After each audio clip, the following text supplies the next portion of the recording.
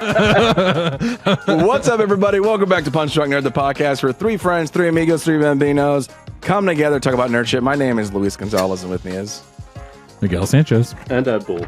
And this week we were talking about F1. That's right, the Fast and Furious movie of Brad Pitt. It's a movie about F1. We're going to talk about that later in the podcast. If you want to jump right to that, go down to the description. You can jump right to that time code. We're also got a lot of news, new trailers, new posters, things like that. But let's get right into the news, guys. Big news, right? Miguel, what's the news? Yeah. Hey, guys, Neil Druckman from Naughty Dog Studios. He was one of the co-leads of the Last of Us TV show. Naughty Dog is the studio that produced the Last of Us games. Neil Druckman announced today that he's stepping away from the TV show for season 3. He said, I'm not going to be a part of it at all. I'm going to focus all of my efforts on the games that we're making at Naughty Dog, and that's where my attention's going to be.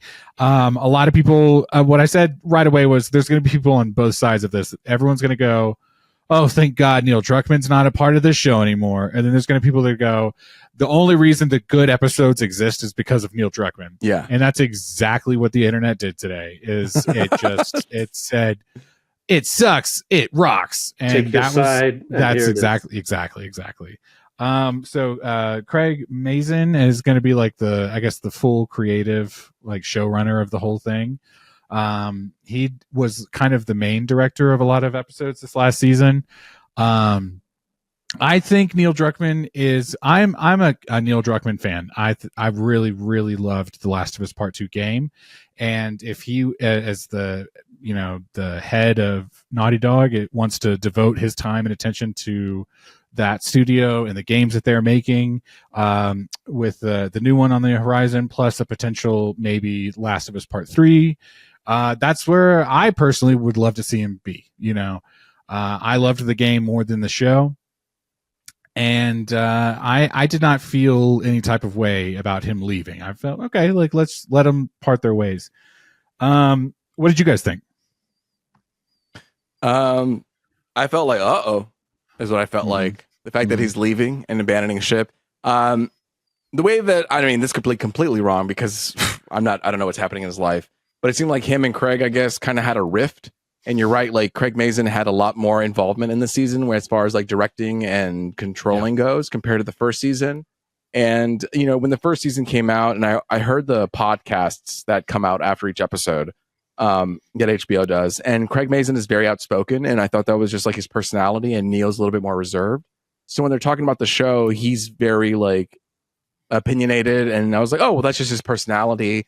And him and Craig seem to like bond really well, as like he is kind of like, shepherding him into the world of TVs and movies and things like that, the film medium. Mm-hmm. But then when I saw the second season, it was like, oh yeah, it seems to be a lot more Craig this season, where directing and writing and like more of involvement and not like as a partnership or whatever. And I could be reading into it too much, but it may be a thing where maybe it was being taken to a direction that he didn't want. And he was just like, you know what? I'm just going to part ways. I did the video game. I'm going to move on my next game. And then you do you, kind of thing, which is strange because it's like Craig Mazin also did the HBO series Chernobyl, which was like highly acclaimed. So it's kind of weird to just, I don't know. It's going to be interesting to see how it all comes together. I've already expressed my feelings on the Last of Us Part 2 TV show, so I'm not going to sit here and regurgitate it all. But in general, my opinion seems to be that maybe Craig Mazin just had a very specific idea of what that story could be and made all those changes and is standing by them. Yeah. And, is like, well, fuck it. We're going to keep going this direction because this is the TV show and we've already done it. And, if I were Neil Druckman and I had created the game or was a part of the team that did the game, and I had a very clear, vision of what this story was supposed to be. Fucking George R.R. Martin, he told D&D, this is the end of Game of Thrones, you know what I mean? So you can make the show. And then even he was like, for when House of Dragon came out, I don't really love the direction. I don't really love the choices that they made. You know what I mean? Yeah. And I think maybe when you're someone that's in that creative position who created the original story or the original content, and then someone else goes in kind of a different direction, maybe you go, it's best if we let you do yours and mine stands the way it is, you know? Yeah. So, I don't know. That's all I want to say about that. Well, I'm glad that we got Steven and Ed to play the game to get that experience. Yeah. And I think about Steven in this news. I wish he had kind of been here to talk about it only because Ed Steven said in the episode that he preferred if I understand correctly, he preferred the TV show to the game. He did not appreciate, but he was just saying like, I didn't like emotionally connect to some of the characters in the game, but I did in the TV show, if I remember correctly. Okay. I think but I still think he liked. I'm interested. I'm interested to ask him that because I feel like he did like the game, but there are just certain. He said characters. Yes, he said he liked the game, but some of the moments hit better for the TV show than they did in the game because he was like, I'm a little more invested in these characters. And to me, I was kind of the exact opposite. And that's why me and him talked about it on the side separately. What the heck? I was like, hey man, dude, I got to play back what we talked about last week in the last episode where we lost a bunch of viewers because we were yelling at each other. I know. Don't worry. There's still a little bit of yelling in this episode. I like that little trend. We're just gonna keep yelling. We keep yelling at each other. I don't have any margaritas on me today. That was martinis. So. No, last week it was margaritas, baby. Fight about it. Let's fight about it. But anyway, it was martinis. Do you have any quick thoughts about this? Like, do you feel any type of way, or are you just kind of like, do you even know? No, Neil Druckmann is? You know what The Last of Us is? The who? If you had to close your eyes in your mind's eye, what does Neil Druckmann look like? That's good. What color hair does he have? Maybe like a light brown with like a ginger tinge. You stupid fuck. All right. Ginger tinge. Say Mary Poppins one more time. He might. Okay, he might say Mary Poppins. I might bring it up during the Formula One review. Spoiler alert. But yeah, so anyway, that was just like, I was looking at the doc and I was like, well, that was news from today. Luis shared it with us. I thought it was, you know what? There was, Microsoft has been talking about a lot of like layoffs and like shutdowns and things like that. And a lot of studios getting shuttered. And so when it was like Naughty Dog putting out a statement, I thought Naughty Dog was saying we're shutting down. And that like, I was like, fuck, like, no, I want the Last of Us Part 3 video game. I think that's going to be, you think there's going to be a third one? I want it is what I'm saying. Like I want that as a player. But if it happens, great. If it doesn't, I understand. That was one just quick question I was going to ask was like, how far in development do you think they are for the season? Final season? Yeah, it's not the final season. That's the other thing. You know, to Luis's point about the creative differences is they're talking about doing like at least a fourth season. But the way they split this already is, okay, clearly this was part one of the game, or the first half of part two. The third season is going to be part two of part two. So they're going to make that final like and then it's epilogue. But is that a whole season? Is that a whole season that you would dedicate to? It seems and then it's like, okay, then you're going to do a lot of making up, filling like, in gaps, filling gaps. Yeah, well, season one had a couple of really great moments where we filled gaps and we saw something. Obviously everyone's going to talk about the Nick Offerman episode as the Frank and Bill episode being one of the highlights of season one. And that was a filler, right? Yeah, that was we had seen a lot of that was like background info in the game, and then they fleshed it out for a really great episode of storytelling. Right. But even later, the Inuit couple that they meet, where Ellie and Joel hold her hostage, and then the husband comes home, and then they make him soup or whatever in the cabin. That was like a 5-minute opener. Same with all the other cold opens that season, and it was like, wow, we're really expanding this like story in the right ways. And then season 2 for me felt like, oh, like a lot of our like new bits were kind of like, what is this? And so then if like you think about that last level of The Last of Us Part 2 being a whole season, that feels like a lot. That feels like a lot, and a lot of filler that's gonna like maybe go one way or the other. Either it's a filler or they're like, they talked about part 3 and Craig's like, I'm gonna do it for HBO, and then he's like, and whoa. maybe that's what the rift is. It's like, no, I didn't know. We're not going to release ahead of time what we're trying to do. So I don't know. I think they're getting a little ambitious with the seasons of television. Well, we'll work to get Neil Druckman on here. Ask him what's up. Let's ask him. Yeah. With that ginger tinge. He'd be like, yeah, the one thing that fucking stands out about me is my ginger tinge, yeah? He's from the UK, so.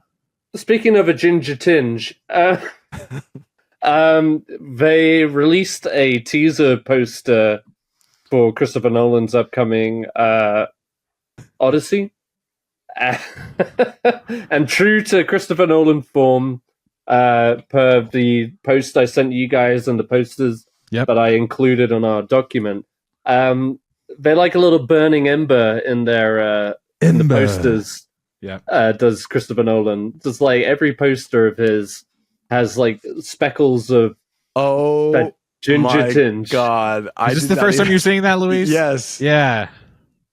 It's like every poster. It's like a little ginger tinge. That's what I'm going to refer to it. You know what it is? It's like one time Christopher Nolan went camping. Like one time. he sat in front of the fire and someone threw an extra log on the fire and he was like, that'll look beautiful in my film. He was like, fucking do it again, mate. Fuck yeah. Hey, all right. He was standing. I don't fucking believe in chairs. Burn it. Yeah, there's a limit. Like, his font rarely changes. And sure enough, this is a statue, the tip of a statue of a god with embers. You assume it's like from Troy or something like that. I did think that this poster specifically in general felt a little lazy, and maybe it's Christopher Nolan. Maybe not, right? Like maybe this was like the studio being like, we need to give the Christopher Nolan essence for this trailer. I mean, excuse me, poster. They want to get it out there. They want to get exactly, and it needs to look. It needs to read Christopher Nolan right away. Wow, I do feel like it sounds like you watched the studio. I've been on that shit. You know what I mean? Yeah, that's exactly what they would be doing. But it's like, yeah, it needs to look like a product right away. Oppenheimer was really big. Yeah. All of those other Nolan movies. And if you were to be like, what's his visual language on posters? Oh my God. Right. You're so right about this fire thing, man. I can't unsee it. You can't unsee it. Yep. It's everywhere. And also, like, a part of this news is that you can catch a teaser trailer of the movie exclusively in theaters before Jurassic World, I guess. Yes. Them being a Universal production. Imagine I go see that movie just to be like, guys.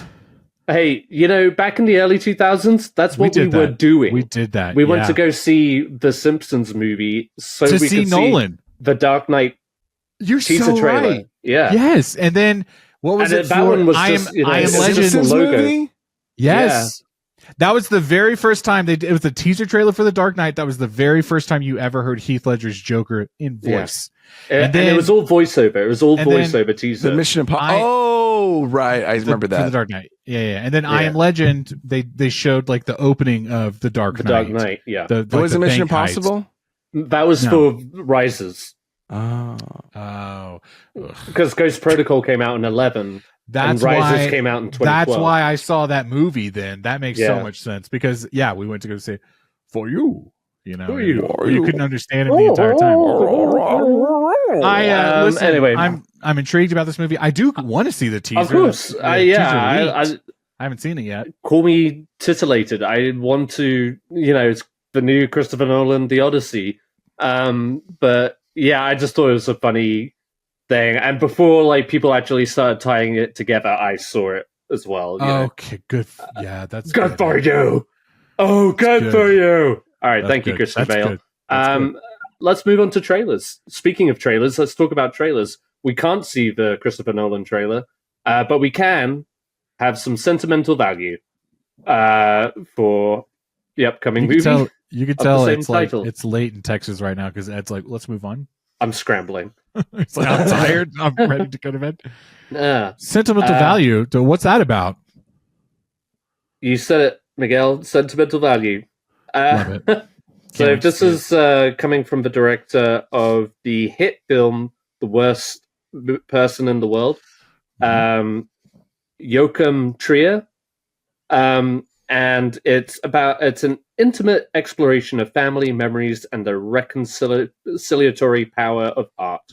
It basically seems like a father and daughter dynamic between Stellan Skarsgård and Renate Rensev. I don't know. I'm sorry if I butchered that. She was also in The Worst Person in the World. I never finished watching that movie, and I'm annoyed with myself because everybody who has seen it loves it. So I need to go back and do that. But this came out of Cannes. It won the Grand Prix prize. And Neon picked it up. Good old Neon. So yeah, I think it looks good. I'm keen to see it. It also has Elle Fanning in it. I love an Elle Fanning return. Like, I feel like she's really blowing up recently. She's doing a lot. Yeah, she's in that Timothée Chalamet movie with like the singer where he's like Bob Dylan. She's also in the new Predator. I was going to say the Predator movie, right? Yeah, and she's in this one, and she's also, isn't she in Death Stranding too? Yeah, she's in that video game. Like, she is blowing up, and I love that. She's doing stuff. She's moving, and Stellan Skarsgård is in this almost like Willem Dafoe tier level of his career right now. He's getting some like really juicy roles from Andor. He also Dune. He was the Duke. Baron. Sorry, the Baron. And he was in Deep Blue Sea. Long time ago, Miguel. Long time ago. Yeah, I'm talking about now. The here and now. He's been in his career for a minute, is what I'm saying. Yeah, he's been around for a while, isn't he? And he looks as old as he did then, you know. But no, come on. I would say this: he's probably the age of one of his sons in that movie, and it's like, okay. His sons went different. They went a different direction. They got some of his mom's genes, I'm assuming. But no, it would be cool to see, like, if this got some real traction. Like, maybe this is the year he gets like some awards buzz. You know, I just want that for him and his, in his life. Anyway, I thought this looked good. I thought it was worth mentioning because right after summer we're getting into awards season, and this will be out. I think it said November. In theaters. You can Google it. Louis, help me out. Yeah, Google it. No, who gives a fuck? People don't listen to our podcast for like hard-hitting facts. It's vibes. It's going to open up in Europe in August. Okay, you say so many things in this episode that I fucking hate. I should All right, next up. November 7th. You know what else is coming from Europe? You know what else is coming out from Europe? From French fries. Edgar Wright. Okay. From Edgar Wright, director of Hot Fuzz. And Miguel? Baby Driver. And Luis. Shaun of the Dead. And Miguel. The Paul. No, fuck no, that's not it. Hang on. No, hang on. The Scott Pilgrim versus the World. And Luis. The World's End. And Miguel. He almost did Ant-Man. And Luis. Last Night in Soho. There we go. All right. He's coming back with The Running Man. That was good. With our guy Glenn Powell. Did you guys watch this trailer? I did see the trailer. I watched the teaser for the trailer. You son of a bitch. Luis shared it. I'm sorry. I just did whatever. Did you watch the trailer? When did I have time to do that today, Ed? Anytime. Like, while you were waiting for me to hop onto Fortnite for that in the brief 24 hours of this whole day when that you're I have sending time. like 6 or 8 reels per group chat, that's when you could have watched it. But you sent us an ASMR video. I did. We gotta send these trailers through DMs when we Instagram each other. That's how we need to fuck with Miguel's algorithm so he actually starts watching these trailers. What's that word? Algorithm. Ginger tits. Anyway, I thought this looks like a lot of fun. Like, just I never saw the original Running Man with Arnold Schwarzenegger, but I didn't really know what it was about. But this is so just filled to the brim with like Edgar Wright antics and cuts and edits. Yeah, it feels energetic, lively. It looks like a fun cast. You've got, on top of Glenn Powell, you've got Josh Brolin, Coleman Domingo, We were talking about him earlier. Michael Cera, and so on. William H. Macy is in it. Yeah. Lee Pace, Sean Hayes.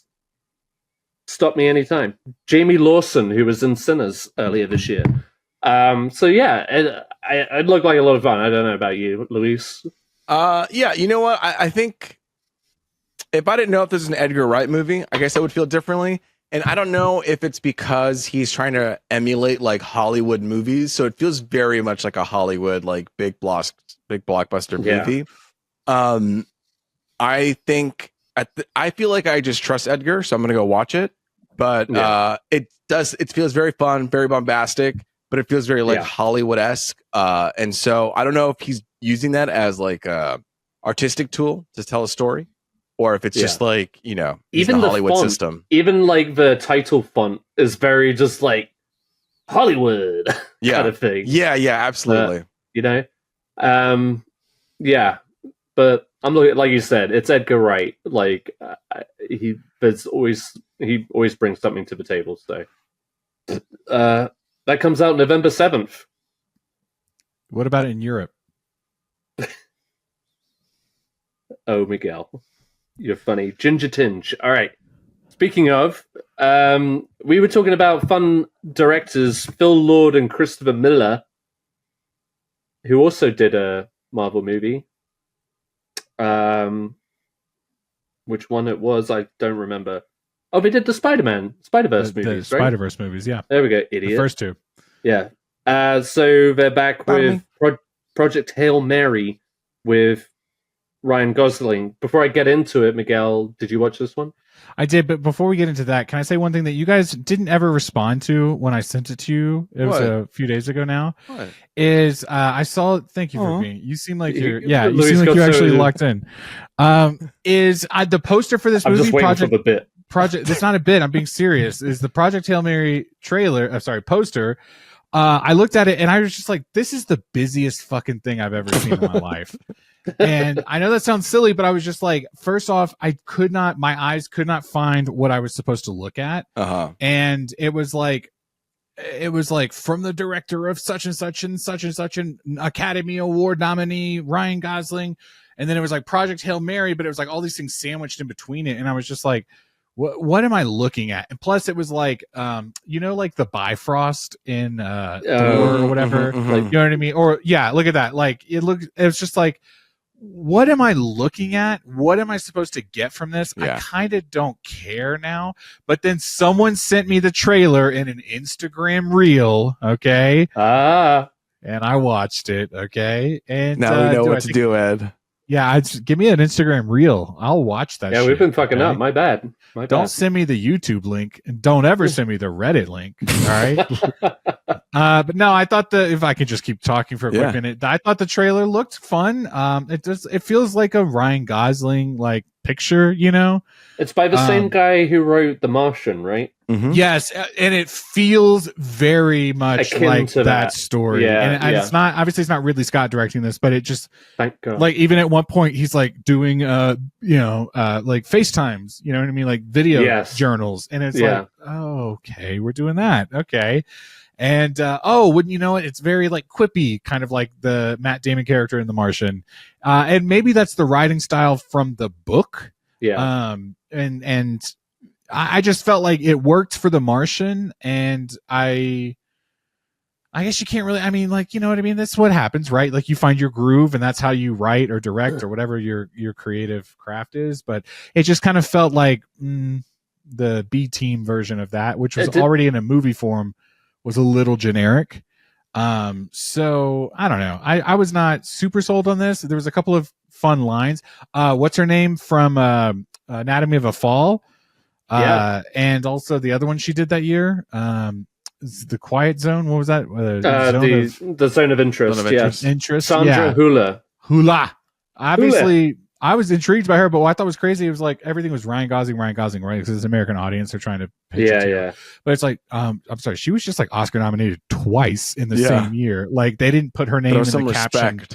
Yeah, and she looks good in it too. Like, okay, I like the one line that she had that I was like, oh man, that really hit me, was like, you can go or you can stay and like die with the rest of us. And it was like, oh man, that's the line that would push me to go do whatever this is. Like, yeah. But it seems more like a kidnapping scenario. Like they send him out there against his will. That's true. Yeah, and he has that kind of like Castaway type moment, right, where he's like all hairy and everything like that. I'm on the fence with this one. Yeah. I thought the trailer had moments that sold me and moments that was kind of took me out. I think for the most part I kind of agree. I think I'm mostly on board because of the people involved, including Ryan Gosling and Sandra Hüller, but Phil Lord and Chris Miller, I think, have proven themselves as directors. And I feel like they do kind of like face some things head on. Like maybe, that it is more of the writing style of the original author, that, this is just his kind of shtick, his genre, like video documentation of a guy in space, stuck in space or whatever. But they also just like go ahead and say like he meets an alien, like because there are multiple stars that are imploding. Like that was exciting to me. I was surprised about that. Yeah, like that would have been like a whole reveal, But like I think that adds some very interesting perspectives, I get, or prospects for the film. So I think overall, like, I'm on board for it. It is not coming out until March of next year. That's surprising. This is early time to get this trailer. In Lithuania? That's funny. Speaking of Lithuania, we got one more that I squeezed in there. Bugonia. The latest movie from Yorgos Lanthimos, who's from Greece, Miguel, don't be ignorant. He's back with Emma Stone and Jesse Plemons. Did you watch this trailer, Miguel? No. Jesus fucking Christ. Honestly, at some point it feels like, do I even want to do this? Oh, we get it. Emma Stone, Jesse Plemons, Alicia Silverstone. Basically, Jesse Plemons and his partner kidnap Emma Stone. Two conspiracy-obsessed young men kidnap the high-powered CEO of a major company, convinced that she is an alien intent on destroying planet Earth. I mean, that's already... I'm plot excited. sounds... I didn't know if I caught that in the trailer, that plot what you just said, but I like it. Well, like, there's a line right towards the end where he's like, "You sure she's an alien?" It's like, well, yeah, obviously. And he just, like, points to her unconscious corpse. I don't think she's dead. I don't know. But anyway, but you guys know Yorgos Lanthimos is one of my favorite directors working right now, so I'm just excited to have another film from him. It looks just as twisted and fucked up as all his other shit. So bring it. I love the plot. I think I need a new cast from him. I did think that too. Like, actually, I'm more okay with the Jesse Plemons. And don't get me wrong, I love what he and Emma Stone have done. But yes, like, go back to England, work with Colin Farrell again, go back to Rachel Weisz. Did you say go back to where you come from? No, wow. I said like go back to England. That's fucked up. Because like he worked with an English cast in The Lobster and The Favourite. Like, America is fine. Go back and work with other more interesting actors. Emma Stone's an interesting actor. Don't get me wrong. Different words now, but I heard your intent. Okay. I mean, I started off this segment saying that he was from Greece. You heard me say that, right? You said go back to where you came from. Ed, are you drinking something right now? Water. Is there anything in there? No, water. That's how you know it's classic racism. You know what I mean? He's not even. He's you can do a playback, audience members, Luis, Miguel. Like, I know what you're doing here. This is a fucking Leo energy coming out right now, you fucking shit stirrer. Let's talk about Leo energy. Let's talk about the summer movie wager. Here we go. Gemini energy. That's right, baby. So yes, as you know, every week during the summer, we're going to talk about the summer movie wager. These are the top movies of the summer so far. With number 1, Lilo and Stitch. Poof, that thing's going to stay there for a bit. Hurry up. 402, How to Train Your Dragon. Number 3, Thunderbolts. Number 4, Mission Impossible. Number 5, Bloodlines, Final Destination. Number 6, F1 the movie. We're going to talk about that later today. Number 7, Ballerina. Number 8, 28 Years Later. Number 9, Karate Kid. Number 10, Elio. Really, the big difference is Final Destination and F1. Because, like, Final Destination is 137, F1 72. That thing can grow. Listen, the big boys are coming out this summer. Okay, we got Jurassic World. We got Jurassic World. We got Superman, and we got Fantastic Four. So those three things are going to rock the everything. Yeah. So, dare I say it, the bad guys too. Yes, Ed. Can I just say I did not expect Megan 2.0 to do so poorly. No one did. No one did. I think I'm surprised by it too. Here we are. They put out a quote. The head of the studio or whatever put out a quote that was like, Megan was our Superman, and we just banked on her. She could be in any genre. She could come out in any season, and she was going to win. And immediately they were like, "Oops." Before I watched F1, I came in a little early, so I was able to sneak in a few movies, and I saw the tail end of Megan 2.0. How was it? Very different genre and feel than the first one. This one was more like an action movie and did not have like the same energy as the first one. The other thing he said was we wanted the bad guy to turn into a good guy. They were trying to do like a Terminator T2, yeah. But I feel like the reviews have been solid about it. Maybe not. Yeah, I mean, anyway, actually, I haven't seen the reviews, but like, it just seems, I don't know. Lastly, maybe if it came out a little bit later, maybe, but it's tough. Go ahead and wrap up and tell us all of our standings. I don't need to. You can look it up. Fuck you, you dumb fuck. I hate you. Dude, I hate Miguel, why didn't you tell us real quick? Yeah, you know what? Do you want me to? I wasn't gonna. I could do it. I could do it from memory. I can't think that. I don't know the exact numbers, but I'll tell you first, second, third, fourth. Okay, first is Luis. Has it in front of him. Luis is first. Benny, who's unofficial, is second. Okay, Miguel is third, and Ed is fourth. And Ed and Miguel are close, like 30 to 33, or something like that. We're near each other. Luis has like 48, and he can fuck himself. All right. And things are going to move, though. Like things will shift. Like, let me tell you right now, on my thing, the reason why I have so many points is because F1 is right on 6, which is where I predicted it. And Karate Kid Legends is right on 9. No way that shit's going to stay at number 9. That's all. Karate Kid Legends is going to get bumped out. That movie has already stopped making money. Like, it's done. Yeah. It's at 51. It's pretty bad. I had that as a dark horse. Like, I know you did. You know. Well, and then like Final Destinations is like on the list, top 10, and I wish I would have put that in the list as opposed to same. And fucking Lilo Stitch, I should have put it on the list, and I didn't, and that's okay. And I knew that was going to take me out. 28 Years Later is doing better than that's what I Megan 2.0. I got lucky last week because of 28 Years Later, and that was like the one and only time Luis and I were tied for number 1. Yeah, and it was really just because in that 1 week alone, they were landing right where I put them. Yeah, you know? Right.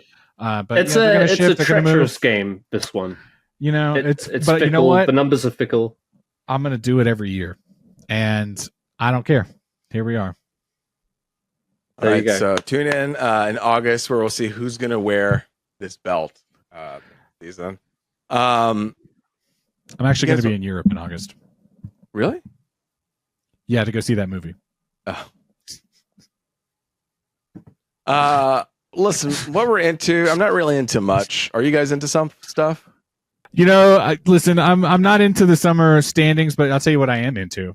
Okay, I'm playing a video game right now. Okay, Luis, you got to play this last year, and when you first started playing it, I told you I'm not going to pay for this game. This game because it was on the Xbox Game Pass right away, and I said I learned my lesson about. I've said this a million times. I learned my lesson about Game Passes and when you should or shouldn't buy a game.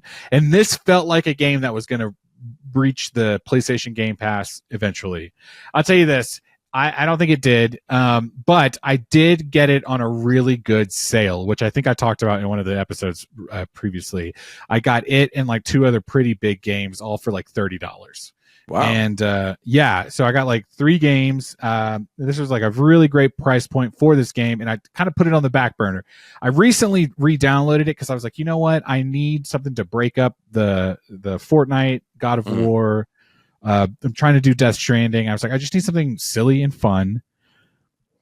I finally started playing it. I got through like I've got like the first 2 guns in the game, and Lucy know what I'm talking about. And I tell you what, man, it's a very Rick and Morty game. Ed, do you know Rick and Morty? You're a big fan. I'm familiar. Yeah. This is a game that I think you would enjoy for like the silliness of it all. It is very Rick and Morty. Think about like the episodes where they do like the multiverse TV show or whatever. Yeah. That's kind of what this whole game is. It's always like something new. You get like transported from your like Earth world into this like alien world, and they're all voiced by fucking Rick and Morty guy. And it's silly, it's fun. My son accidentally listened to me play a little bit of it, and he was like, "Whoa!" He was like, "That's a bad word." And I was like, "Yeah, I know. Don't say that word, okay?" But it's fun. It feels like one of those games where like boss fights are fucking aggravating, but in a good way. Like I almost killed one of the bosses. Like I'm talking, he was this close to being dead, and he got me. And they started me all the way over at the beginning of that fight, and I was like, motherfucker, okay? Yeah. And it just kind of felt like that traditional game play style where it's like, no, dude, this is hard, and you have to fucking play it. But it's a lot of fun. The quips are really fun. I think the art style is silly.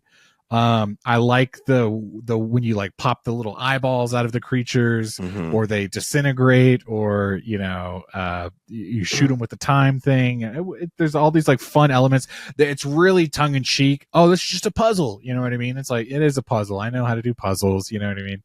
And then they talk a lot of shit to you too. Like the weapons, each weapon has its own personality. Like the knife and the gun, they all have their own attitudes. Yeah. And I put when I got the second gun, I put the first one away for a little bit, and when I pulled it back out, he like copped an attitude about it. You know what I mean? And it's like, this is fun. I'm having a fun, good time. This is, like I said, like a filler game for me right now. So I'm enjoying the aspect of like hopping in and playing for a little while and hopping back out. But I'm having a good time. Got it for $10. That being said, that's really all I wanted to talk about. I definitely thought. I know you thought it was that Robert Pattinson movie. Yeah, and it wasn't. No, you seem bummed. A little bit. But I tell you what, I think you would enjoy. Like, oh my god, Miguel just kind of went out on a limb and tried something new. Actually, Ed, can I just be real about something for a second? And I'm not doing a bit. It's going to sound like I'm doing a bit. I did try to watch that movie like a couple of years back, and I fast forwarded several scenes to see if it would get better. And next thing I knew, the movie was at the credits, and I said, "Well, all right." I'll be honest, this is not my favorite film, but I just thought it was an interesting. But I tried. I just didn't. It wasn't what I wanted from a quiet space movie. You know, it was not that. No. Yeah. That being said, Ed, just final thought. I think you would like this game, High Life, on the PlayStation. Okay. High Life. I'm actually, now that I think about it, I don't even know if you can play it on the PlayStation 4. It might be a PS5, like a new gen exclusive, but I might be wrong. I'll look into it. But it's High on Life. If you can get it for sub $20, this is one of my talking points. If you can get it for less than $20, that's a good steal. It's a good game. Okay. There you go. All right. Done. Consider it done, my friend. Yeah, all right. Well, speaking of friends, recently me and Sarah watched The Ballad of Wallis Island, which is a film that came out earlier this year. It didn't have like a huge theatrical release over here. So how did you see it? I saw it on Peacock. And it's about an eccentric lottery winner who lives alone on a remote island, tries to make his fantasies come true by getting his favorite musicians to perform at his home. And this includes Kerry Mulligan and Tom Basden as a kind of a duet that they split up a few years prior to the movie. and so he's essentially trying to bring them back together to play one last gig. And there's a lot more like emotional backstory to it, but it is, for the most part, just like a very light-hearted comedy that deals with, past regrets, egos, just trying to, you got one guy who, the musician who, he kept on trying to push his career further and become the next, big artist without his partner, who they did date previously. But it was like such a fun, sweet movie.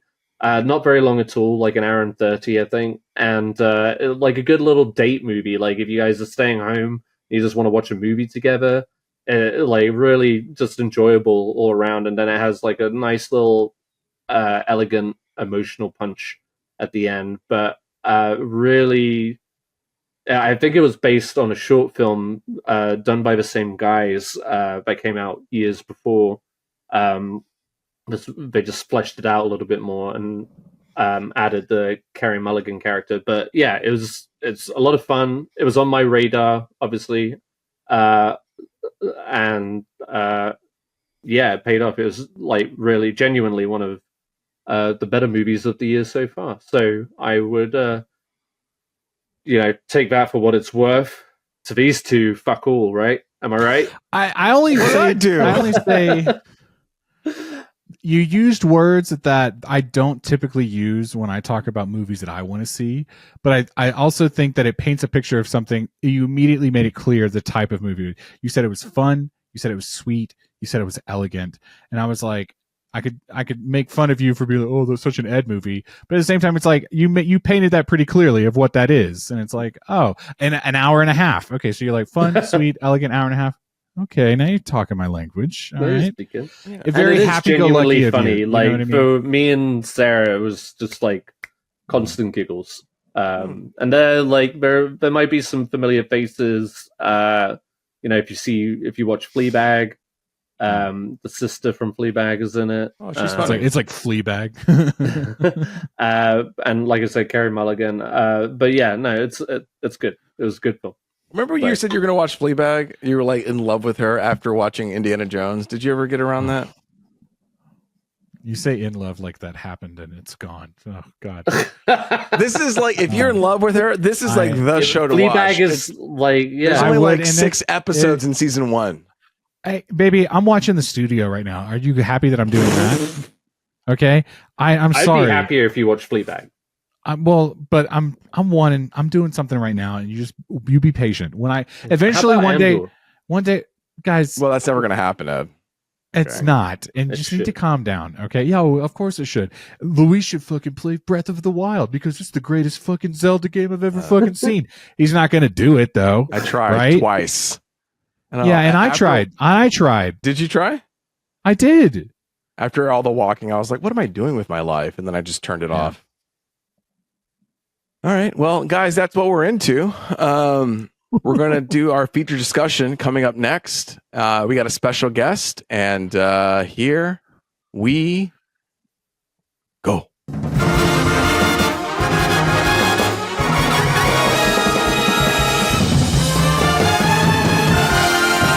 All right, and we're back. This is Punch Drunk Nerd. I'm a guest, and today... That's right, Ben. We are back, definitely. And we do have Ben here to talk about F1, the brand new movie by Joseph Kosinski. Am I saying that right? Joseph Kosinski? That's right. Joseph Kosinski, featuring Brad Pitt, Damson Idris, Kerry Condon, Javier Bardem, and Tobias Menzies. This movie is about a Formula One driver coming out of retirement to help a struggling team and mentor a younger driver. Guys, this is the guy who directed Top Gun Maverick. He's back at it again. He did planes. Now he's doing cars. Guys, what did we think about this movie? All right, off the bat, what did we think? Ed, go. Me? Yeah, wow, okay. So aggressive. I thought it was a fun ride because of the car. Boo. Nah, you guys, I grew up with Formula One, and I've been a big fan of the Drive to Survive series on Netflix.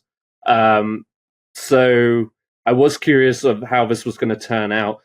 For the most part, I think it's very successful. It's very entertaining. I got to see it on IMAX, and the race sequences were genuinely astonishing. I just was just racking my brain on how they managed to get, like, I know they made kind of new cameras and developed new methods of using the IMAX, but how they got it into those tiny, tight cars that are already, very, fragile, very expensive. Adding these heavy ass cameras on board. Some of the shots were just so great, and I could have just watched a whole movie of that, basically, just going around the track 60 times. I think it was very thrilling. I do think the movie as a whole was a little long, and a little by the numbers as far as the storytelling, but I think the action of it all mostly makes up for that. I thought the cast was good, and everybody was having a good time. And I think that the collaboration with Formula One really helped make it feel authentic. It didn't feel just like a bunch of CGI crowds and clips thrown together. Like, it felt immersed in this world of Formula One. I was super afraid of kind of getting a movie like akin to maybe Ford v Ferrari or Rush, the Ron Howard one about Formula One, where it's very CGI heavy when it comes to the racing, but it really did feel grounded. It looked real. And because of that, it just felt genuine. And I feel like at least for me, I feel like they did a good job at making it accessible to non-Formula One fans as a whole, with the story. So overall, I very much had a good time. I was tense through a lot of the racing scenes. When I realized it was like 2 hours and 25 minutes long, I was like, "Ooh, we could have shaved like maybe 15 minutes off that time." But we'll get more into that later.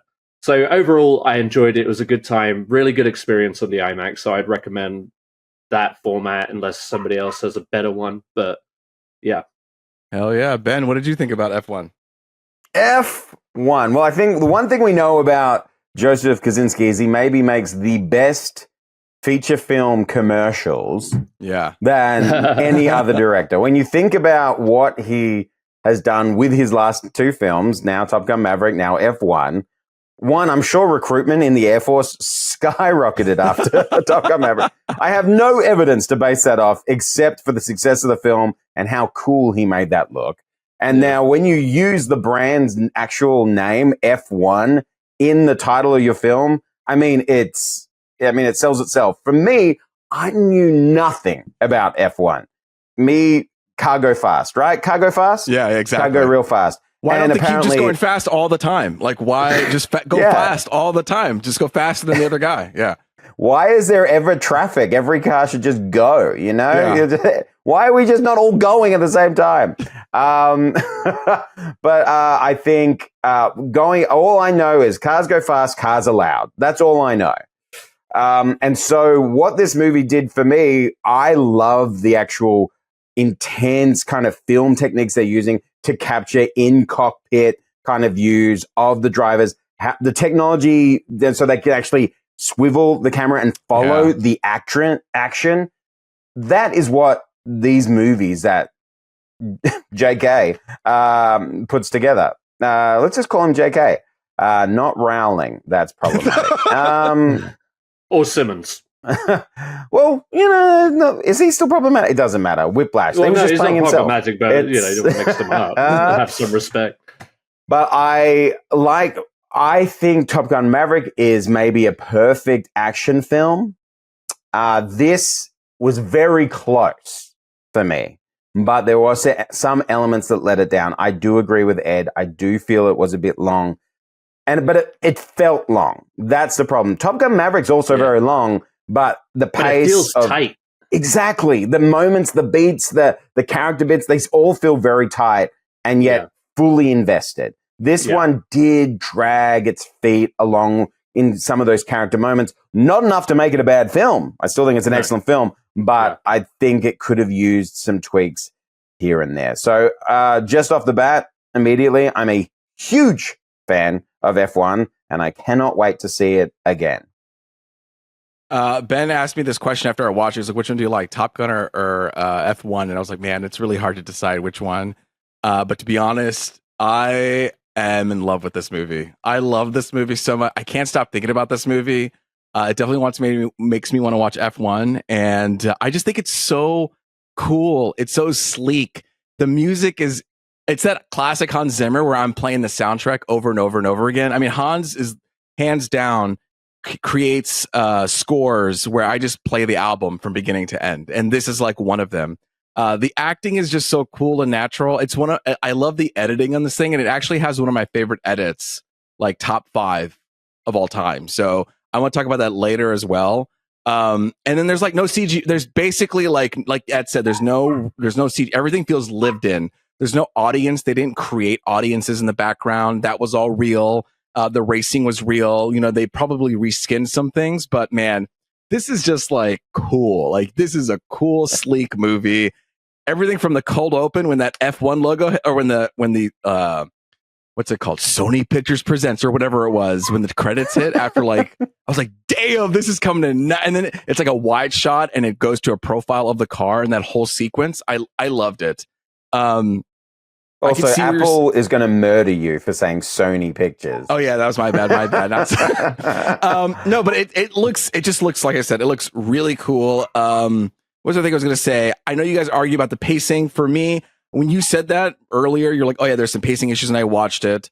I was like, oh, I actually didn't mind it that much, but I think that's like a personal preference. And I just cannot stop thinking about this movie. I'm watching like behind the scenes about this movie, what they did to do it, what they put it to create it. It is by the numbers. It is a very basic like story. Like it's a sports story where like the team is down on its luck and they fight their way to become a champion at the end. But they do it so well. Sometimes you just want like a steak with salt and pepper and then boom, or like a burger. You know what I mean? Just classic meal, but it's so delicious and so good.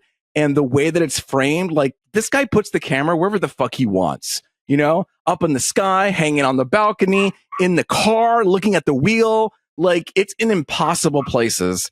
And he has this one shot at the end that I'm so glad that he reserved that one shot for the very end, because it works with the story and where Brad Pitt wants from the beginning. Where he flies. Exactly.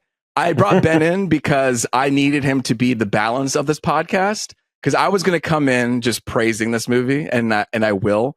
Ben is going to just bring a little bit of, balance to it. Because if not, you and me would have just been button heads. I need someone to agree with you, Ed, that the movie was okay in the pacing. You know what I mean? Sure. Yeah.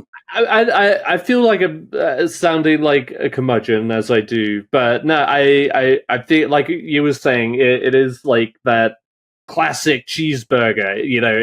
It reminded me of so many of the damn, big it looks cool, blockbusters. Yeah, I mean, everything visually works so well. The production design, the setting, it all looks fucking good. Yeah. And everybody's just having a good time with it too. It's not like anybody's kind of giving a cringy performance, Absolutely. Everyone's so natural. You kind of cool. love a little bit of all of the characters, even the shit, the shit heels. Yeah. I'm glad, one thing you mentioned is it's about the bottom position team that they're not trying to do anything unrealistic, like take the whole season. Yeah. They just need to win the race, which is very typical in Formula One. It's like a race, if the driver wants to see another season, because you're talking about the 20 best drivers in the world, they just need to like get pole position. They need to get into the top 3. They need to get points for their team. And, you do start losing investors and stuff like that. So to make it a more grounded goal is like, oh, they're going to sweep everything and win the entire thing from nothing. No, it's like they understand the limits. They're still racing against the best drivers in the world, like Lewis Hamilton and Max Verstappen. And, but those are like secondary. They're not even secondary. They're just background. The real thing is between the team itself. For 2 drivers, which is very, very much a real thing. Like between Formula One drivers, they get very competitive on the team because you have you have your number 1 driver and your number 2 driver. And, the team will always prioritize your top driver, the hot gun, whatever, like Lewis Hamilton for Mercedes, Max Verstappen for Red Bull. And then, you have your teammate who's supposed to support you. But naturally that comes with a lot of rivalry and a lot of competition inside the team. Yeah. And some races don't always, or rather some drivers don't always end up with their most ideal teammate, if there is such a thing, because it's such a competitive sport.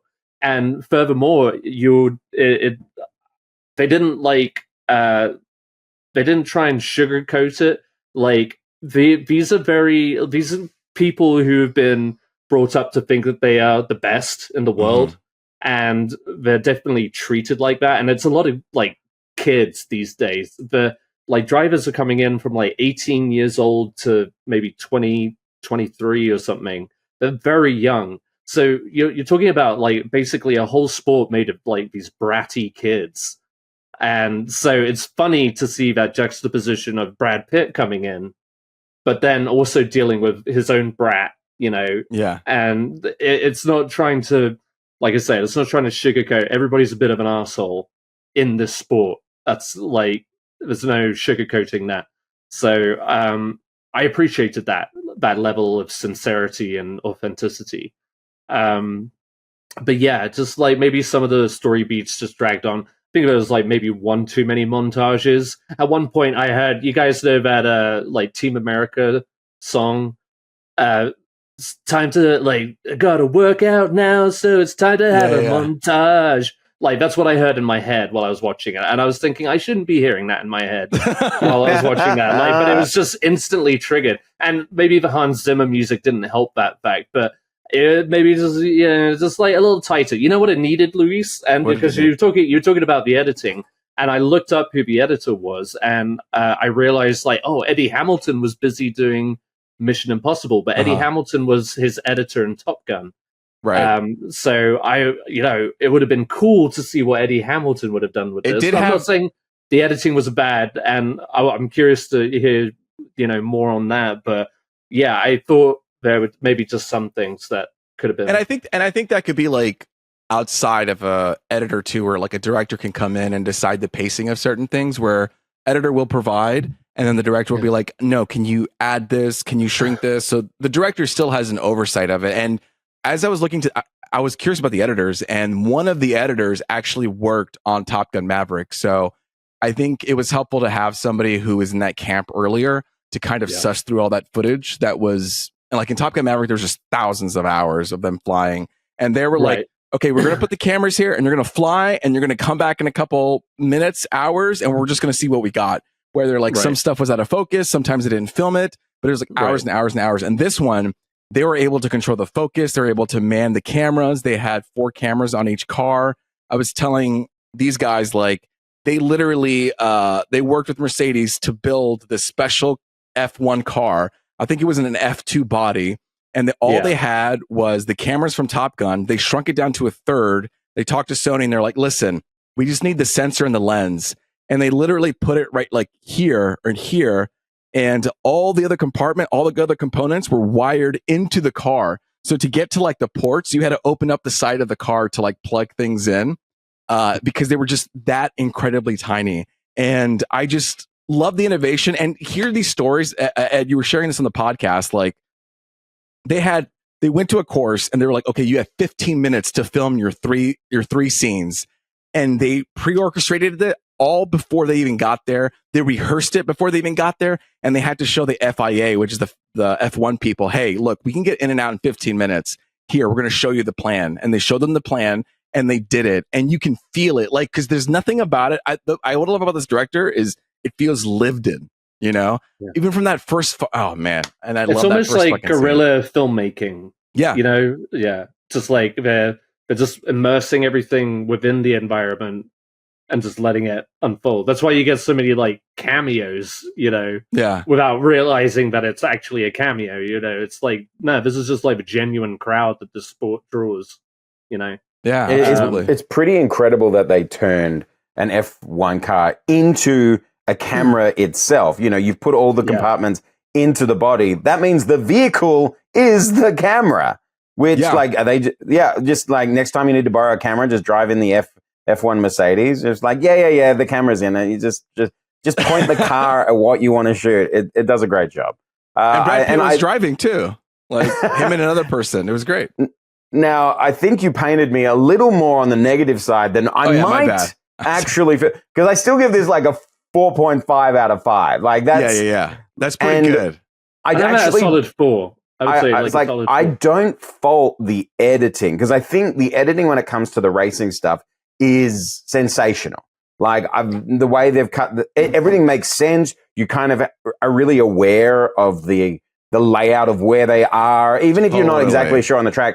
You're never confused. It always feels like you're there. But what I think when we talk more about the pacing issues that maybe Ed and I felt, I think that's more of a script level, because I think it was like there's probably too many emotional scenes between races that I just was like, I'm so ready, and I just kept feeling like, okay, when are we going to get back to the? And then like they really hammer home. And then you've got like an outsider villain, quote unquote, or antagonist, whatever, that it comes in at like what feels like the third act already. Yeah. But I mean, and again, so minimal because everybody's so likable in that way. Like you're enjoying it. Like a lot of these roles could be like thankless roles, you know what I mean? But everybody seems to be just relishing it. Everybody looks sharp as hell. Everybody's dressed to the nines. Like Brad Pitt is supposed to be like depicting this like, you know, gambling problem guy. Like he's got the coolest shirts. That white he's shirt. Got the best wardrobe. He's got the best wardrobe, and he lives out of his fucking van. You know, it's just like I don't buy it. But whatever. Also, some great one-liners too. You know, in this movie, it's like, oh, he's a gambler. Yeah. That's why he lives in a van. You know, like they said it a lot cooler than I did. But the way that they turn to phrase certain things, like, I need this urgently. It's like, you know what I need fucking urgently? For you to win like one race. Or I don't know. I didn't say I botched it, but just the way that they're able to turn phrases on each other, I was like, God damn, this guy's confident and cool. You're cool. Like, I don't know. I keep talking about the cool factor. And nobody's ever quite wrong. Either. Yeah. I mean, you know. Well, and Brad Pitt puts in his place at times too. You know, it's like definitely. Yeah. Which I love. When you first see him, you think he's just going to show up and like dominate, and then immediately it's like, no, that's not what happens. And then the next race, no, that's not what happens. I love that there is like true failures that happen at the beginning that they have to then overcome. Yeah. Again, like that's Formula One. It's like it's more of just like getting the points, like. Yeah, like getting to 10th position from 20, that is a big deal. I mean, even over the course of 60 laps, like you've got, again, you're trying to get around all of these drivers who are all trying to achieve the same goal. And if you lose pace at any point, if you get change your tires at any point, that could really fuck up the rhythm for either yourself or somebody else. You know, it's very strategic and like, so... and it would be repetitive to see all 60 laps in one film. I get that. Like you've got to kind of skip along a little bit. Like this is this moment, this is that moment, kind of thing. I definitely feel like he would have been penalized a lot more in that first race for so much shenanigans. But you know, whatever. It's fun. Well, you know what's good is they covered it up with him being like, "Oh, I'm coming back. I don't know what I'm doing." You know, and I guess that was used as a way to like give him grace.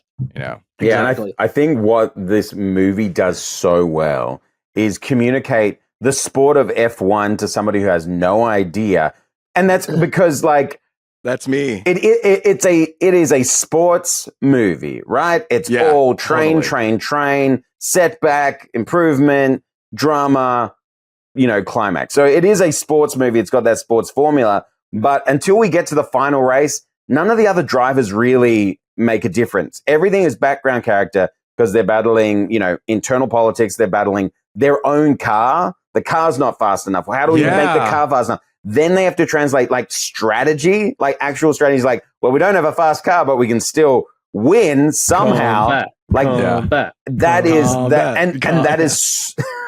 that is so intense and so engaging that when you get to the point that, okay, they are competitive now, that's when we get all the cameos of all the famous faces. And now, okay, who are they going to go up against? And that is an amazing, because there is a few ways. Well, no, there's basically two ways you can look at this film, right? So you can have the Top Gun Maverick.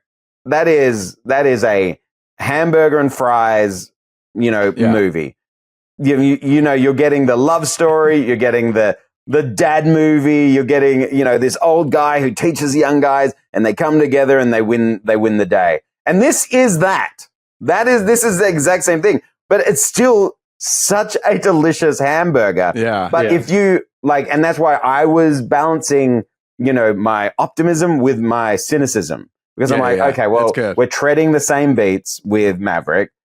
Okay, so the old guy, he's coming back. He's going to be the one who has to teach them. But even the people who brought him back are going to be cynical of him, saying he's no, he's too old. But we've got to do it. We've got to take a chance. There's nobody else.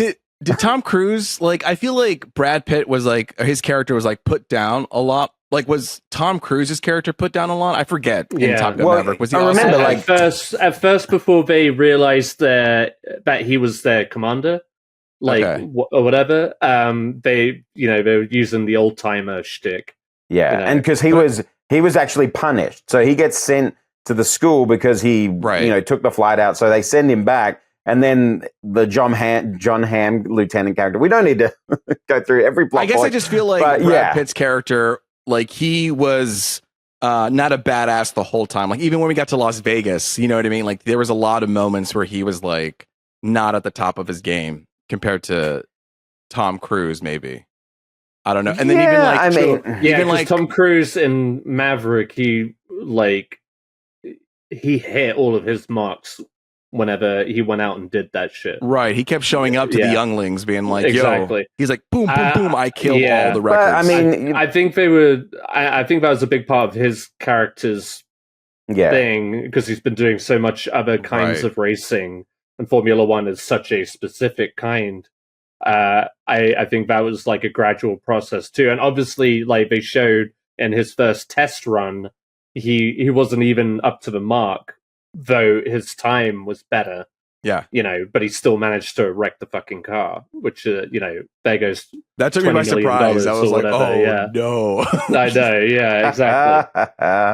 That's so expensive. The plot beats are similar enough that you could say it's well, this is just Top Gun Maverick in cars, and you're not wrong, because there is enough of that there. You've got the Miles Teller, you got the young guy that has to form a bond with.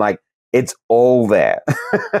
I think the relationship with Brad Pitt and Carrie was a little less cheesy than the Top Gun Maverick is the way that I remembered in my mind. Well, I do think that Top Gun Maverick is cheesy, but you're right. But it's nailing that tone. Yeah, it's DNA. No, you're 1,000% right. Because they're calling back to those 80s, 90s classics. So they're leaning into the cheers. Yeah. So they have to kind of take their foot off the cheese pedal for this one, just because it's grounded in now. So it's still got to play, and she's got to put up enough of a fight. And there's still enough. Yeah, the Jennifer Connelly character is outside of that world, whereas Kerry Condon's character is a part of it. So I guess that makes it more complicated. But there is a wonderful balance of humor that undercuts those scenes from, not in a bad way. It balances it out from getting too smushy or whatever, too hokey. It's there's always a little bit of levity to bring it back down to earth, and keep it moving. Instead of getting carried away with its emotions, I was telling Miguel, this is, I know he talks about Carrie Condon in Banshees of Inisherin, but this is the one that I was like, I love Carrie Condon in this movie. She's adorable, and I mean that so respectfully. Like, she just plays it so well. I don't know, just like when she gets flirty with Brad Pitt, I'm just like, oh, I want to flirt but she's also like so confident and cool. You know what I mean? Yeah, absolutely. And she puts him in his place on occasion, you know. So, which I guess is her like job in the film anyway. But yeah, it's like I said, it's very well balanced in that. I want to talk about one of my favorite editing moments, if I can. Go on then. Yes. Okay. I don't know what was happening. I was like, oh my god, this is pretty cool. There's a point in the I think it's the rain race where it's happening. If I'm thinking that correctly.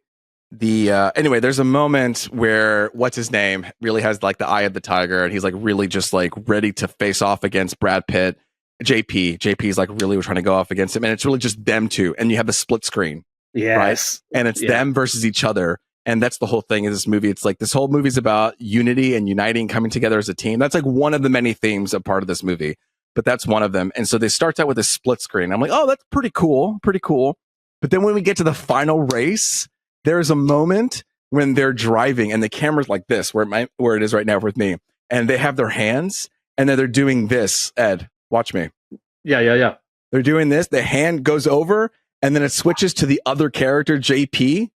Race, JP, hand over, and then it switches to Brad Pitt. And then I'm like, holy fuck, they're one person now. And I just love the arc that we went from like two people racing against each other, literally bumping into one another when they're like in symbiosis. They're like they are literally are one drive. And the way that was able to like translate visually, I was like, oh my God. Like, I don't know. There was something about it that I just like loved and connected with. Where when it was happening, it was just like, and it didn't stick for it too long. It's almost like if you blink, you might miss it kind of situation. But yeah, I thought that was just like great storytelling through, the visuals. And so that's the one thing I wanted to say. Another thing is I learned about the Hans Zimmer score, which is like a super cool, like techno thing. The reason why they didn't do orchestral music for this one is because the orchestral music wouldn't blend with the sound of the cars. So I don't know sound science, but the levels or whatever would have canceled each other out. And so they had to use the techno stuff to just kind of create more of a contrast and difference between like the revving and large engines and then the music, which was really dope. Can I add to that? Yeah. Can I add to that point? Because I was just listening. I sent that DGA interview with Joseph Kosinski to you, and I was listening to that on the drive home. But to emphasize that, he was saying how like Formula One cars are both gas and electric. Right. But when the people are outside of the car, you'd have more sweeping music and stuff like that. But then when man and machine combine, that's what they're trying to emphasize with the electro music or techno music, as you say. That is like a really cool little element. I think that's like a great example of like using your limitations to tell a story as well. They're like, okay, well, this is what's going to happen when they're racing, but we could work with it. Like you said, when they're outside, it'll be more of the sweep. And man, I love bringing Hans in for this stuff like this because he has the repetitive like motifs, like musical motifs that go throughout. And I'm like, I know me and Ed love that. We're like, oh yeah, give us more of those, baby. Sometimes you get like forgettable scores and it's just like, oh, this is a tense moment and or whatever, and you kind of forget. But this one, there's also a nice blend of like music, like needle music drops. Yeah, exactly. Needle drops. Thank you. That kept up the energy throughout. Definitely, I feel like it kind of like every time the movie started to slow down, then bam, needle drop kind of thing, and you're like back in it. You're like, all right, here we go. And then when it like fades out on that scene you were talking about, Louise, at the end, the final stretch or whatever, and it's not like a heartbeat; it's like a pulse kind of thing, I guess. Yes, that was really cool. That was really cool. Bless you.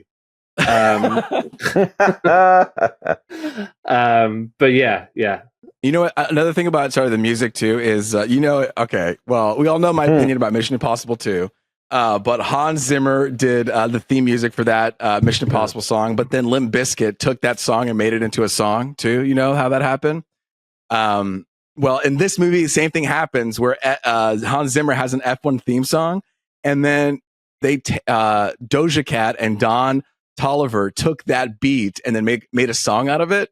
And I was just like, wow, you know what? Hans just, I love it. I love that when people take scores and like use it as a beat for a song. And it's dope because people who like may not listen to score will still get a taste of that in the song, And I appreciate something like, I just think there's so many nice little details in this movie. It's like, this is like what movie making is all about. Like there's, of course we can make things CGI. We can do that. But like the real magic and skill is doing it in camera and finding a way to make it work and telling a nice story. Like, I don't want to see rubber people or rubber action in the background, looking fake, or people acting like in something. Like, people are trying, people are putting effort into it, and you can feel it.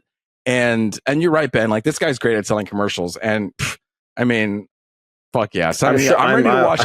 I'm ready to watch F1. I knew nothing about F1, and after the end of the movie, I realized there's so much like resource management, like in video games. Like, you have to like manage your resources because you can't just be on the same tires the whole time, which I didn't even realize. They were like hard, soft. You got to warm up your tires. I was like, whoa! I didn't even know this is a thing. All these intricate like F1 things that as a layman I had no idea. But the way they communicate it through story, where it's just like, oh, the old man's in the car. Oh, he can't start the car. What an idiot. And he's just like, but it's all this strategy because he's going to get to the line. His tires are going to be warm because everyone else has just been sitting there and they're like, oh shit, he's a genius. Damn it. Yeah, exactly. Oh, this is going to be a pain in the ass. But I think with this movie, like Top Gun Maverick, which again, burger and fries, once the movie came out, it was like Oscar talk because what it did so well. And it advanced the actual movie making techniques. They're creating new cameras, the way they put it, the way they're telling their story. So I think this is a shoe-in for like editing and sound design. I think they're the ones sound that design, like, please. Yeah. Oh, it's so good. But in saying all of that, who I really feel sorry for in this movie? Who? Luca Cortez. Oh, he had like one shot where he was like this or like smiling, right? The other driver, the third driver? The second, the third driver, that one Brad Pitt comes and replaces and he's just like, oh, okay, I guess I'm not driving anymore. And then the guy gets hurt and he's like, all right, I'm back on the team. And then he comes back and he's like, all right, I guess I'll take a back seat again. Points, and then he's just like, yeah. And they're like, nah, Brad's out, you're in for the final. And he's like, yes. And then the day of the final, he's getting ready. He's ready to race the final race. And they're like, nah, you're out. The old guy's back again. He's like, this is not fair. This is not fair from Luca Cortez. I'm a good driver too, damn it. But I just kept thinking, I was like, there's another driver that we're not seeing. And it's very funny that we're not seeing. Yeah, no, 1000%. And I feel like the first time when we hear that JP's out, you kind of see like, ooh, like he has like hope that maybe he can turn things around, but you can't, you're not going to. And what's so funny is because I looked up the actor who plays him, and he's a stunt guy. Like, it's just like some guy that got him. It's like, oh, you're doing the stunts of the film. Come on. You can just play this guy because nobody's going to give Honestly, I can totally see that now. I can totally see that being a stunt person. So I think that's hilarious. That's just like this third driver that everyone, he's clearly filling a position because the characters are both in there and out, but we don't pay him any respect, especially when they're winning. Because the other guy was injured, and he's part of the winning team. I completely forgot about him, to be honest. I just think about Brad Pitt winning all of the all the things. Sonny Hayes, that's his name. I keep forgetting his name. And then I love what's it called, Javier Bardem in this too. Like, I'm falling in love with him again. Yeah. Like, he's just again. I don't know. Like, I think there was a moment when he was doing like obviously the Coen Brothers movie, Little Mermaid. Oh my God, he was in The Little Mermaid too. No, yeah, Little Mermaid. He was also in 007, right? Wasn't he like a bad guy? Yeah. That's what I mean. Like there was just something about him for a bit where I just like, I don't know about you right now. Like the choices he was making and or being hired for, I just didn't like vibe or connect with. But then I would say maybe like the last 5 years he's been very Disney-fied. I like him in Dune. I liked him in this, and I was just like, I mean, listen, whatever. Like, yes, choices, whatever, blah blah blah blah blah. His career. I'm just telling you my experience. Like I didn't vibe with what he was throwing down, and now he's back, and I'm ready to go. Like him, Carrie, Brad, let's go. I'm ready for this another reunion. Let's do F2. Well, I mean, F2s are worse than an F1, but you know, right? Yeah. F1 too. F1. You watch one fucking movie. You all right? Actually, F2 is actually not as good as F1. I love it. It's actually the worst one. And if you know, if the tires are cold and they're not warm, then they're not going to race well. Anyway, I was a driver in F8. You know, I was just coming up. Who came out of that theater ready to drive? Because I did. I put on that music and I was cutting people off. Oh, that's not good. Like, no, not in you. I hit every car in that parking structure. I was like bouncing off each side. It was glorious. Maybe you guys are gonna scold me for this. This is just maybe I'll keep it to myself. Nope. But if they were ever to, if they were ever gonna remake Chitty Chitty Bang Bang, Fuck you. Joseph Kosinski should do Chitty Chitty Bang Bang. Wait, how do you kick Ed from the recording? Like, is that Ed, I'm just begging you, say one cool thing in your life. Like imagine I don't know how imagine you where get they laid. would mount. Just imagine where they're mounting the cameras on that bed, though. Like, but I was looking up Joseph's like next movie, and he's doing Miami Vice next. That's right. And so now he's doing... not quite Chitty Chitty Bang Bang, though. No, is it's not. Oh, but it's what you fucking love, yeah. I love cocaine in the 80s. We did airplanes, we did cars, now we're doing boats. And the great thing about this thing is, so like Top Gun Maverick, F1, same kind of vibe, right? But Miami Vice is like, oh, we're actually going to try to tell a story now, which gets me a little worried. But the person who's writing the doing the movie is, what's his name? Fucking Andor's brother, the guy who did Andor. Andor's brother? No, Andor's brother? The guy fucking Andor's brother. No. Oh my God. Who did the Andor series? Who's the showrunner? We talk about it all the time. Tony Gilroy. His brother, Dan Gilroy. Thank you very much. His brother, Dan Gilroy, is writing the script. Dan Gilroy Andor is writing the script for Miami Vice. That could be good. And so I just think like Dan Gilroy was the one who interviewed him for the DGA. Full circle. Was that him? Yeah. Oh, okay. Yeah. Well, maybe not as an interviewer. I mean, Dan Gilroy. So we're talking yeah, go ahead. No, that's it. I'm just saying, like, looking to the future, it's like when I saw that, I was like, oh yeah, obviously, like this thing's cool. That's gonna look cool. Like, it's just like he just seems like a cool guy. I don't know. Did you guys? Sorry, real quick. Did you guys want to ask me what I thought about the movie? No. Yeah. No, we're okay. All right. I thought it was good. I'd see it again.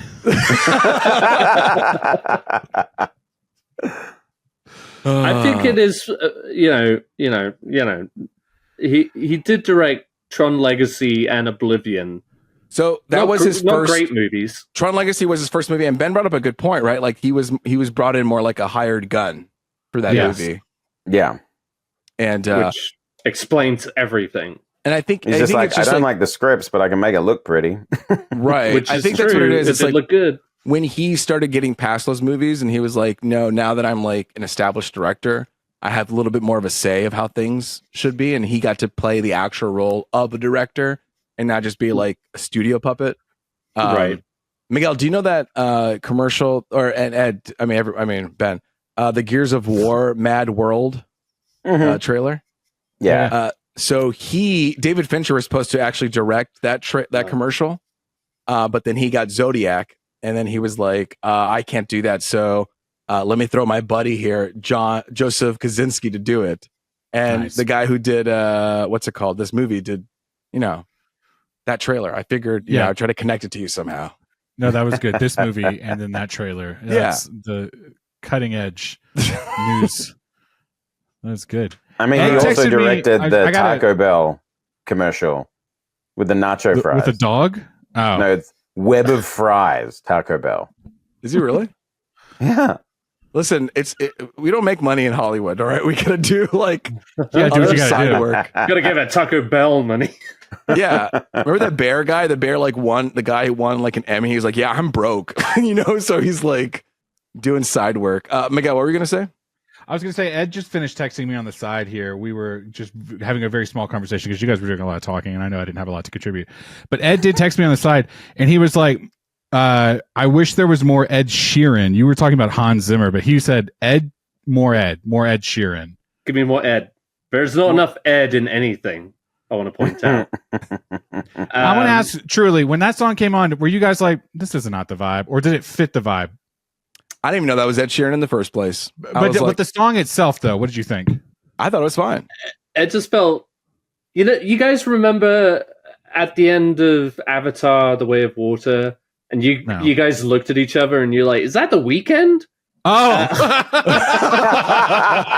I forgot about that. It's just like all of a sudden this like fucking song comes out of nowhere. Ed, can you identify Ed Sheeran right away? Like when you hear a song, you're like, "That's Ed Sheeran." Yes. No, not always. No, his Ed's hate would flow through him like a so wet. quick. I think I'm constantly surprised. I'm always like, "That's an Ed Sheeran song." Like, what? I think that means you're like, what is that? Like hearing blind or whatever. Maybe.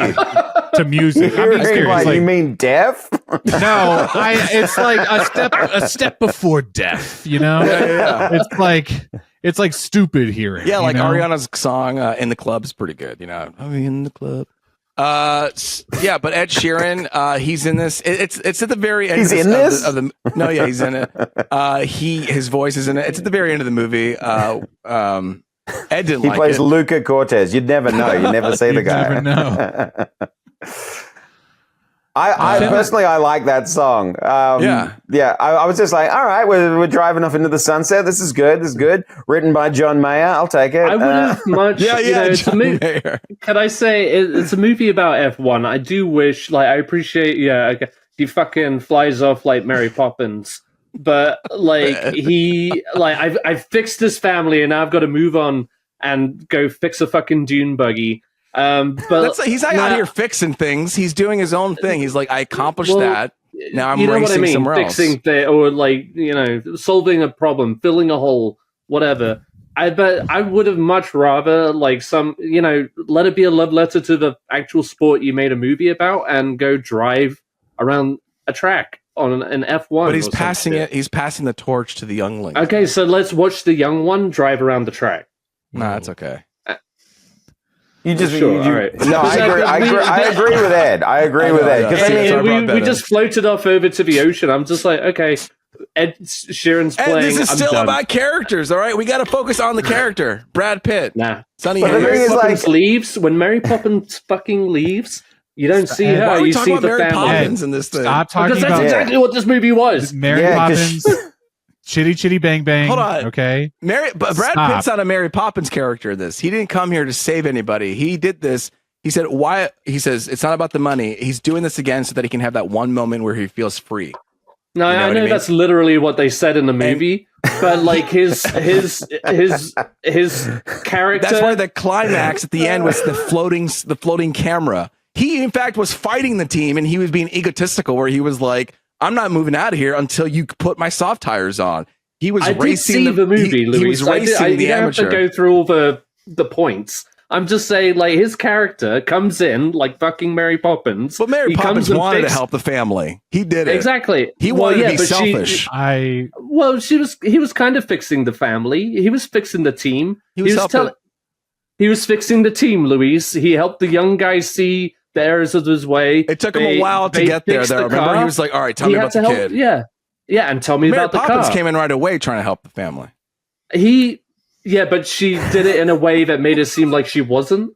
I don't know if you're trying to rile me up on purpose, but I don't like it. Here, let Thank you, Ben. Let me say, let me say in regards to character motivation, because I think what it's saying is right. Is what does Brad Pitt actually learn? Because he comes in as just like this, I race till I win and then I move on to my next race.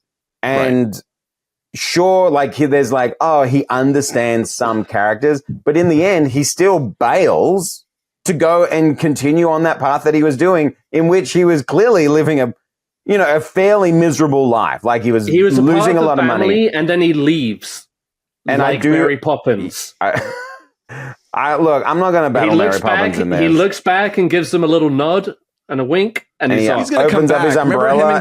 What he's leaving behind is a family that knows how to win now. They know how to drive and work together. It's not about just one man's Mary ego. Poppins had a sequel, all right? So clearly the family didn't have a get together. Okay, Mary Poppins had to come back. They hit hard fucking times, man. This is like, what do you think they're going to do for F1 2? Like that's the next plot. Mary Poppins. I love it. No, it's actually F1.5. Okay. Well, yeah, it is. Like if you want to take that Mary Poppins analogy even further, like all the characters are asking him to stay, and he's like, "You don't need me. You don't need me." Mary Poppins. The young guy chases him. Yeah, he chases him to his van. He's like, "What are you doing?" To his van. He's like, peace, man. I'm out. Umbrella, and he just takes off. No, I think of it like an old Western cowboy. You know, he comes into town, and then he's like, I got to move on to my next town. And then he goes out into the sunset, you know? Son of a bitch. That is what Mary Poppins does. I was just going to say, I don't want to paint with a broad brush here, but like, Luis and I are American. We hate Mary Poppins. Okay? That's right. We're American. And we just kind of really came at it from this. We don't say whilst, you know what I mean? No, we don't talk Mary Poppins. I've never said chitty chitty before in my entire life. But I mean, cowboy walking off into a sunset, Luis understood right away. I understood what he was saying. I was like, yes, no. And you tell Clint Eastwood as he's walking away, hey, you look like Mary Poppins. You fucking Mary pop Poppins, you. y'all. But no, that was funny because we were mocking you. Okay.